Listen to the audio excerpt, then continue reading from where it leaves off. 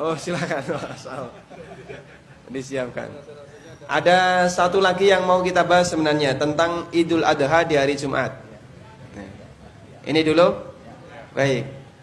Pertanyaannya bisa dipending dulu ya. Waktu kita 10 menit semoga cukup ya. Kita awali dengan membaca beberapa hadis tentang kejadian hari raya di hari Jumat. Ada banyak sekali hadis ketika bertabrakan antara hari raya dengan hari Jumat, Nabi SAW mengizinkan bagi mereka yang ikut sholat id untuk tidak ikut Jumatan. Contohnya seperti ini. Kata Zaid, "Shallal id thumma rakhasa fil jum'ah, faqala man syaa ayyusalliya falyusalli."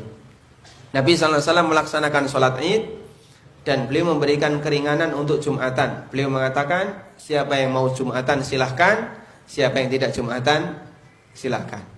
Tapi yang tidak Jumatan wajib diganti dengan sholat duhur. Bukan kemudian nggak Jumatan ras sholat duhur. Nah ini parah ya. Baik, yang kedua, hadis kedua, Nabi SAW pernah bersabda, "Qad ijtama'a fi yaumikum hadza idan." Di satu hari ini telah berkumpul dua hari raya, yaitu hari raya Idul Fitri atau Idul Adha, yang satunya hari raya apa? Jumat, karena Jumat juga termasuk hari raya. Faman syaa ajza'ahu minal jum'ah. Siapa yang ingin untuk tidak Jumatan, sholat hari rayanya sudah menggantikan Jumatan. Wa inna mujammi'un, namun kami tetap akan menyelenggarakan Jumatan. Sehingga Jumatan tetap ada, namun Nabi SAW mengizinkan kepada mereka yang mau Jumatan silakan, yang tidak Jumatan juga silakan.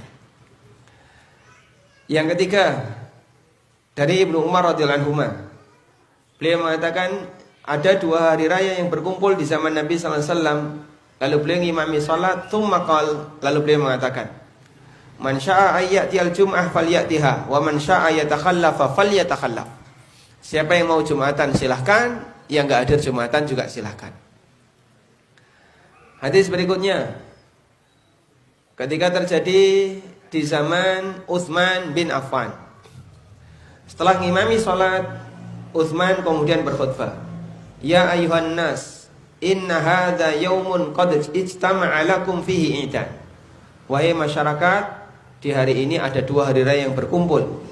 Faman ahabba ayyantadhiral jum'ah min ahlil awali falyantadir. Karena itu siapa di antara ahlul awali itu orang-orang yang rumahnya jauh dari Madinah, sehingga mereka datang membutuhkan waktu yang lama, silahkan dia tunggu di sini. Wa man ahabba yarji'a faqad adzintu lahu. Siapa yang mau balik pulang silahkan. Baik, ini kesimpulannya.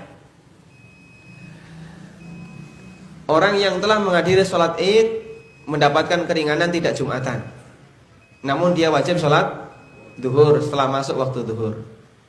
Yang kedua, orang yang tidak menghadiri sholat id maka tidak termasuk yang mendapatkan keringanan, karena itu tetap wajib Jumatan baginya. Yang ketiga, wajib berangkat ke masjid untuk melaksanakan sholat Jumat. Jika di masjid tempatnya tidak ada sholat Jumat, maka dia sholat duhur, sehingga dia tetap datang.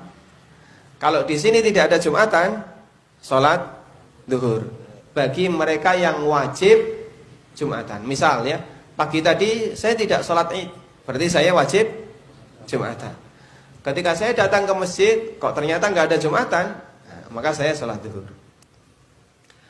Namun di sini ada catatan, wajib bagi takmir atau petugas Jumatan untuk mengadakan Jumatan di masjidnya. Tujuannya apa? Dalam rangka menyediakan sarana bagi mereka yang tidak sholat id atau bagi mereka yang ingin melaksanakan Jumatan. Sehingga ketika dia datang ke masjid kok nggak ada Jumatan, takmirnya boleh dipaksa untuk menyelenggarakan Jumatan. Karena Nabi SAW bersabda, "Wa inna mujammi'un," kami tetap Jumatan, sebagaimana disebutkan dalam hadis di atas. Kemudian orang yang sholat id dan mengambil keringanan untuk tidak Jumatan, dia wajib sholat duhur. Kemudian tidak disyariatkan mengumandangkan adzan di hari itu kecuali adzan di masjid yang diselenggarakan Jumatan. Maka musola tidak boleh adzan, sebagaimana umumnya di hari Jumat, karena tidak disyariatkan melakukan adzan duhur di hari itu. Baik, ini kesimpulan yang diberikan oleh Lajnah. Maka kita sarankan di masjid ini Jumatan tetap ada, ya. Dan nanti bagi para panitia dikasih pilihan, yang mau Jumatan silahkan, yang tidak silahkan. Khusus bagi mereka yang sudah sholat. Wallahu alam. Insyaallah kita sambung di pertemuan berikutnya. Wassallallahu ala nabiyyina Muhammadin wa ala alihi wa sahbihi wasallam wa akhiru da'wana alhamdulillahirabbil alamin. Subhanakallahumma wa bihamdika asyhadu an la ilaha illa anta astaghfiruka wa atubu ilaik. Wassalamu alaikum warahmatullahi wabarakatuh.